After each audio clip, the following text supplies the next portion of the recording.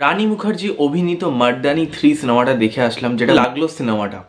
তো দেখো, এই সিনেমাটার ব্যাপারে যদি ছোট্ট করে বলতে হয় যে শিবানী শিবাজি রয় তারই কিন্তু কন্টিনিউশন গল্প, সেই ক্যারেক্টারেরই কন্টিনিউশন গল্প। এখানে অ্যাকচুয়ালি গল্পটা যদি আমি ছোট্ট করে বলি, এখানে বিভিন্ন মানে এই যে ইন্ডিয়ার দেখানো হচ্ছে যে বিভিন্ন এলাকায় বাচ্চা মেয়ে, মানে এই 12-13 বছর, ইভেন আরও ছোট 9-10 বছরের বাচ্চা মেয়েদেরকে কিন্তু কিডন্যাপ করে একটা র্যাকেট নিয়ে যাচ্ছে এবং তাদের সাথে খুব বাজেভাবে অত্যাচার করা হচ্ছে, তাদেরকে টর্চার করা হচ্ছে। এবং এর পিছনে রয়েছে হচ্ছে আম্মা। আম্মা হচ্ছে এই পুরো র্যাকেটটা, ঠিক আছে, মানে এই সিনেমার মেন অ্যান্টাগনিস্ট। এসিপি শিবানী শিবাজি রয় সে কি আম্মাকে ধরতে পারে? আর কি এই যে মেয়েদেরকে ধরে নিয়ে যাচ্ছে তাদেরকে দিয়ে কী করানো হয়, তাদের এই র্যাকেটটার অ্যাকচুয়ালি উদ্দেশ্য কী, সেটা জানতে হলে আপনাকে নিকটবর্তী সিনেমা লাগি মার্দানি 3 সিনেমাটা দেখতে হবে। এই সিনেমার ভালো দিক খারাপ দিক, এই সিনেমাটার ক্ষেত্রে আমার কিছু ভালো দিকও আছে আবার কিছু খারাপ দিকও আছে। যদি এক কথায় বলতে হয়, এই সিনেমাটা আমার কাছে খুব ডিসেন্ট, খুব ওকে ওকে সিনেমা লেগেছে, ঠিক আছে। আমি যদি বলি এই তিনটে মানে মার্দানি ট্রায়োলজির মধ্যে সবচেয়ে বেশি ভালো বা বেস্ট আমার কাছে মনে হয় সেটা হচ্ছে মার্দানি 2। তার ট্রিটমেন্ট, তার ডার্ক জিনিসপত্র, সেই সিনেমার কনসেপ্ট, এবং সেখানে ভিলেন ভাই ক্লাইম্যাক্সটা যে লেভেলে স্যাটিসফাই করে অডিয়েন্সকে, এবং ওই যে ভিলেনের ওপর রাগ হয়, মানে দারুণ দারুণ। সেই জায়গায় যেভাবে দেখিয়েছে ওম্যান এম্পাওয়ারমেন্টের যেভাবে কথা বলা হয়েছে উইদাউট এনি সিউডো ফেমিনিজম, সেইগুলো বাদ দিয়ে মানে যেভাবে দেখানো হয়েছে খুবই ভালো। তারপরে আমি রাখবো হচ্ছে মার্দানি 1 সিনেমাটা, এবং লাস্টে আমি রাখবো মার্দানি 3। আমি জানি অনেকে বলবে যে এবারে তুমি কেন আগের সিনেমাগুলোর সাথে কম্পেয়ার করছো, বাট একটা কথা, যখনই আপনারা ফ্র্যাঞ্চাইজি সিনেমা দেখতে যাবেন, যখনই একটা কন্টিনিউশন গল্প হবে, স্ট্যান্ডালোন ছবি হলে ব্যাপারটা আলাদা, কন্টিনিউশন গল্প হলে কিন্তু একটা আপনার সাবকনসিয়াস মাইন্ডে কাজ করবে যে আগেরগুলোর মতন কি হলো, মানে আগেরগুলোর মতন কি আর কি যাচ্ছে সিনেমাটা, সেটা কিন্তু কাজ করবে। তো সেটা খুব কমন ব্যাপার।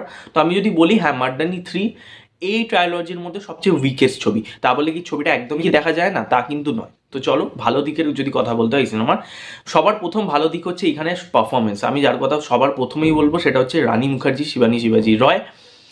মানে ভাই কি পারফরমেন্স করেছে। এবং সত্যি কথা বলতে রানী মুখার্জি, মাধুরী দীক্ষিত, কাজল, টাব্বু, এদের মানে এরা যেই সিনেমাতেই থাকবে বুঝে নেবে যে তাদের পারফরমেন্স ভাই একঘর হবে। এবং স্ক্রিপ্ট যাই হোক তারা 200% দেওয়ার চেষ্টা করবে, তারা সিনেমাটাকে এগিয়ে নিয়ে যেতে সাহায্য করবে। তো রানী হচ্ছে জাস্ট নেলড ইট, কি পারফরমেন্স করেছে ভাই।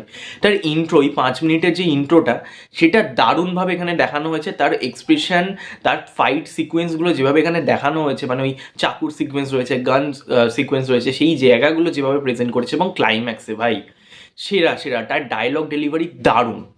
সেকেন্ড যার কথা বলতেই হবে এই সিনেমার অ্যান্টাগনিস্ট আম্মা লিকা প্রসাদ, তার অভিনয় কিন্তু এক কথায় দারুণ। তাকে দেখতেও যেরকম ভয়ানক লেগেছে এবং খুব ভালো অভিনয় করেছে, ঠিক আছে। তার মানে ফেশিয়াল এক্সপ্রেশন এবং ওই যে মানে এক ধরনের অ্যাকসেন্টে কথা বলা, মানে ওই ধরনের আর কি যেই যেখান দিয়ে বিলং ডেমোগ্রাফিকে তুলে ধরা, এবং সেই ক্যারেক্টারটা সেই ডেমোগ্রাফির ওপরই ভিত্তি করে রয়েছে। এবং এখানে আমার মনে হয়েছে যে তার ক্যারেক্টারটা যেভাবে সে প্রেজেন্ট করেছে সিনেমাটার মধ্যে, খুবই ভালোভাবে প্রেজেন্ট করেছে এবং সে পারফেক্ট এই ক্যারেক্টারটার জন্য।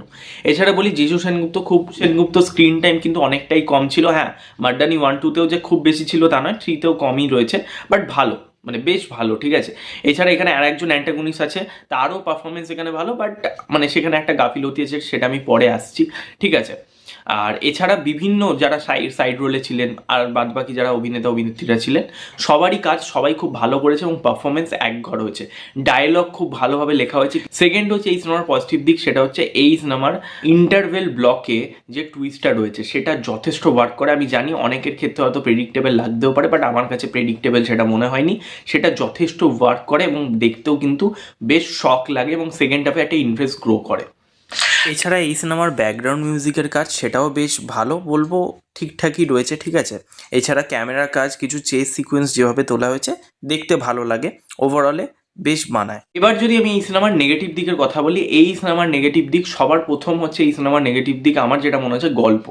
দেখো, গল্প এখানে কিছু আহামরি নেই। আমি ট্রেলারতে দেখেই বুঝে গেছিলাম যে এই সিনেমার গল্পটা সত্যি বলছি যতটা ভেবেছিলাম আহামরি কিছু হবে। মানে এরকম গল্প না অনেক জায়গায় দেখেছি, যেরকম চাইল্ড ট্রাফিকিং, এটা নিয়ে অনেক ধরনের সিনেমা কিন্তু হয়ে গেছে, মানে আমাদের ইন্ডিয়াতেও হয়েছে, বাইরেও হয়েছে, ঠিক আছে। তো তার মধ্যে কোনো নতুনত্ব ব্যাপার নেই। বরঞ্চ আমি বলবো যে এর থেকে বেশি একটা কোনো এত যে রেপ কেস হচ্ছে আমাদের ইন্ডিয়াতে এবং বিভিন্ন জায়গায় চাইল্ড রেপ হচ্ছে, সেইগুলো নিয়ে একটা কিছু করা যেতে পারতো, বা আমাদের আরজিকর ইনসিডেন্টটাকে নিয়ে, আমি জানি পলিটিক্যাল অনেক বিষয়কে তুলে ধরতে হতো, বাট আমার মনে হয় সাহস নিয়ে করা যেতেই পারতো।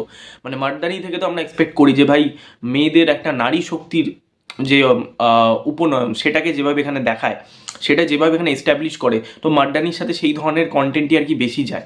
এই সিনেমাটা আমি ভালো মানে বলবো না খারাপ, বাট আমার মনে হয় গল্পটার মধ্যে আরেকটু দম থাকার দরকার ছিল। দ্বিতীয়ত নেগেটিভ দিক হচ্ছে এখানে অ্যান্টাগনিস্টের, আমি বললাম যে আরেকজন যে অ্যান্টাগনিস্ট রয়েছে তার স্ক্রিন টাইম এখানে অনেক কম, তাকে আরেকটু বেশি ভয়ানক দেখানো যেতে পারতো, যেটা খুব একটা এখানে তাকে সেই শেডটা দেওয়া হয়নি, ঠিক আছে। আর একটা নেগেটিভ দিক যদি বলতে হয় সেটা হচ্ছে এডিটিং, কিছু জায়গায় খুব ফাস্ট ফরওয়ার্ড হয়ে গেছে, মানে ইনভেস্টিগেশনটাকে ভালোভাবে দেখানো হয়েছে, বাট কিছু কিছু জায়গায় মনে হচ্ছে না খুব জাম্প জাম্প করে চলে যাচ্ছে, যেগুলোর মধ্যে আমার মনে হয় স্পেস রাখলে ভালো হতো। এবং এই যে পার্টিকুলার যে অ্যান্টাগনিস্ট আম্মা, তার ব্যাক স্টোরিটা আরেকটু আমার মনে হয় দেখতে দেখালে, এবং সে কী জন্য এই ধরনের আর কি মেয়েদেরকে ইয়ে করে সেটা আরেকটু ভালো করে, মানে মেয়েদেরকে কীভাবে পাচার করছে সেই যে বিষয়টা, তার ব্যাক স্টোরিটা, সেটা একটু আমার মনে হয় ভালোভাবে এখানে দেখানো যেতে পারতো। তো এই ছিল আমার রিভিউ। আমি জানি আমার সাথে অনেকের নাও মিলতে পারে এবং অনেকে ভাবছেন এই সিনেমাটা দেখতে যাবেন কি যাবেন না। আমি বলবো আপনারা আমার রিভিউ শুনে বা কারো রিভিউ শুনে ডিসাইড করতে যাবেন না। আপনার যদি মনে হয় আপনি সিনেমাটা দেখতে যাবেন, অবশ্যই যান, ঠিক আছে। এটা ডেফিনেটলি একটা ডিসেন্ট ওয়াচ। সিনেমাটা একবার হলে গিয়ে দেখাই যায়, আমি অন্তত বলবো একবার তো অন্তত দেখাই যায়। ভিডিওটা ভালো লাগলে লাইক করবেন, শেয়ার করবেন, সাবস্ক্রাইব করবেন এবং অবশ্যই কমেন্টে জানাবেন আপনারা যদি এই সিনেমাটা দেখে থাকেন মাড্ডানি 3 আপনাদের কেমন লেগেছে। বেশি করে শেয়ার করবেন, সাবস্ক্রাইব করবেন, পাশে বেল আইকন ক্লিক করবেন। নেক্সট দেখা হবে, টাটা, টেক কেয়ার।